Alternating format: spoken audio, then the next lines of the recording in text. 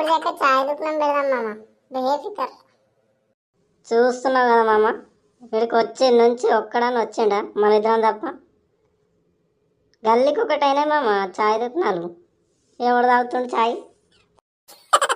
అరే పోరగాళ్ళు సరే కానీ పైసలు అయితే ఇయ్యుర్రా ముందుగల.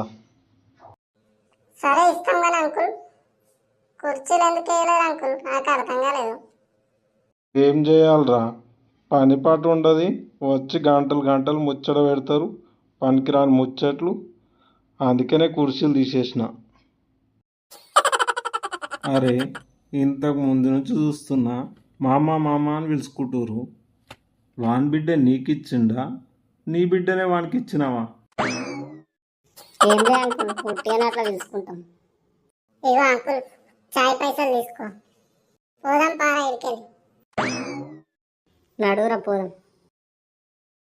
అరే ఆగుండ్రా, ఇంకోసారి పని పాటలు లేని ముచ్చట్లు పెట్టిరనుకో, చెమడలు ఒడుస్తా బిడ్డ.